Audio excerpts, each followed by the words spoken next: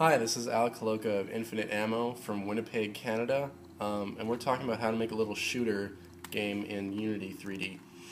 So, this is the game that we were looking at last time in the example project you can download from our website.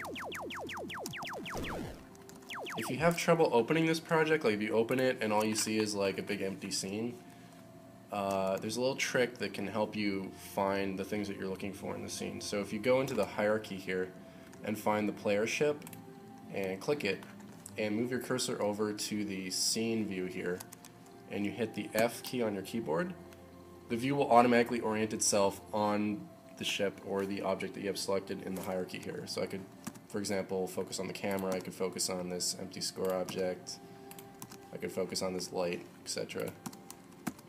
So that's just a way to get your bearings if you're lost in the scene. Also, another thing to remember about this project is the game view has to be set to 16:9 aspect ratio. Otherwise, you won't actually be able to see anything in the game here because it'll be cropped out. So just keep that in mind. So last time we talked about how this project is laid out in the hierarchy. And if you don't remember how that worked, you might want to go watch that video again because we're just going to talk about how the scripts work this time. Also, some people have been saying I've been going too fast. I'm going to keep going pretty fast, but if there's things that you feel I'm not explaining properly or things that you don't understand, point them out in the comments section or point them out on my blog comments, and then I can do additional videos to explain the things that you guys aren't getting. So let's start by looking at the simplest script here. It's called temporary. All it does is count down a certain amount of life and then destroy the object that it's attached to. So remember that anytime we create a new script, it's actually like creating a new component. So now we have this component called temporary that we can attach to various things. And you'll see we put it on the shot here so that the shot will die after 1 second. You can actually see that in effect here when we go and shoot off the side of the screen. After a second, the shots die. And the cool thing about this is it's reusable. We could throw it on any other component that we wanted to. We could put it on the player. Probably bad things would happen. Let's find out.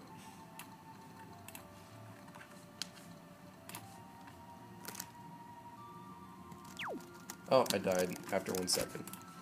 So yeah, you could do that if you wanted to. Of course, there's no reason to, but it illustrates that you could reuse this component in a variety of different ways later on and save yourself some time writing this same code over again. Now this actual code is pretty simple. All it does is it has a variable called life of type float. That means it's a decimal value. And again, whenever you create a variable, it appears in the Unity editor here, so you can see, oh, we can just edit life now in the GUI instead of actually have to edit it in the script. So here we have the update function that gets called every frame. All we do is subtract delta time from our timer, and if it's less than 0, we destroy ourselves. So this destroy function here just takes a game object. It could be any game object. This variable game object is something set up by Unity automatically for each script that just represents the game object attached to that script. So this is pretty straightforward. Remember that using delta time makes things frame rate independent, which is really important to keep in mind. The other script here that's pretty simple is spawner. It's attached to an empty in this scene, and it takes a prefab to spawn. Remember that prefab is basically a blueprint of an object that we want to create. And we can like implement prefabs in our scene just by dragging them in if we want to. But we can also use scripts to spawn them. And that's important for something like this game where we just want a whole sea of enemies to keep coming from the side of the screen. So also there's a shortcut here you might be interested in when you're looking at a game object in the inspector and you see a component script here like spawner. To get to the script, you can just double click this rather than having to hunt for it. Also, if you single click, it'll highlight in the project view where the file actually is.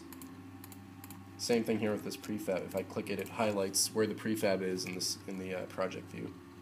And this is really, really helpful, these little shortcuts. especially when you end up getting a project that has like tons of files in it. So here's the spawner script. Again, we just have a prefab and we define it as type transform. We could also define this as type game object.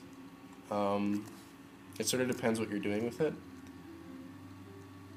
Spawn time is, again, a decimal value or floating point value. Spawn time random is an optional parameter that we can use to add some random time to the amount of time that the spawner waits before it spawns again. And in this one, we've written our own function here, reset spawn timer, because this same code gets reused here and also up here. So it's handy to write your own functions inside a script for code that will be reused, rather than having this written out in each of these places. Because if you want to change this, if it's in a function, you only have to change it once rather than changing it in each separate place. Just basic programming stuff. So we check to see if our spawn timer is greater than 0, so is there time on the clock. We subtract delta time. Again, we need to use that so that we're not frame rate dependent. And if our timer ends up being less than 0, we know that we're done. We clamp the value to 0, which really we don't have to do in this case, but it's sort of nice. We instantiate our blueprint prefab here. Instantiate is a fancy way of saying create. Transform.position is our position. Again, that's getting it out of the transform component here. So you can also get rotation and scale if you want. Something to keep in mind. And quaternion.identity just means default rotation. So we're just creating an object defined by this blueprint at our position with the default rotation. And then we reset the timer again and the whole process continues. So that's pretty straightforward, I think. Now we're going to start to get a little bit more complicated. We're going to start to talk a bit more about encapsulation, which is something I brought up last time. The idea that in programming you should keep objects as separate from each other as possible, because if objects know too much about each other and you change one of them, you'll have to change all the other ones that depend on it. That's what a dependency is. So what we're going to do is we're going to be using some different message sending functions to ignore the types of the variables that we're going to communicate with. And there's two main ways that we do that. One way is built into Unity, and the other way is a cool method created by the guys at Flashbang Studios. That's a really neat way that has all this potential awesome stuff. It's a little bit confusing at first, but it's really, really useful, and it's a library that is available free that you can reuse in your own projects. But before we get to that one, we're just going to talk about the shot here. So shot is another prefab. It has a shot script component on it. It also has our temporary script component on it. And as we talked about last time, the shot has a capsule collider on it, which is basically a physics object that will register collisions. It's set to trigger, and trigger means that like the object won't actually bounce off things when it hits it. It'll actually move through, kind of like a ghost, but it will still trigger these function calls that let you know that you are actually going through something. So for something like a shot, it's pretty useful, because we don't really care about the shot bouncing off. We just want the shot to go into something and then register a collision. We also have this rigid body component attached, and if you remember from way back in the day when I was talking about rigid bodies, they're basically for, they're not for sex, believe it or not. They're for objects that you want to react physically to in the world. So if we wanted to make a whole bunch of cubes that fell down using physics and bounced off each other, we just throw rigid bodies on them and a cube collider. But in this case, we're setting this flag here is kinematic. And that basically means that we're not going to use the force functions. We're not going to let it update on its own. We're just going to set its position manually. And then you might say, well, what's the point of having that? Well, the point is that the way that the physics engine is set up, you need to have that on here for triggers to work properly. And I don't know exactly why. I think it has something to do with PhysX, which is the physics engine that Unity is using, and I think the version they're using is a bit older.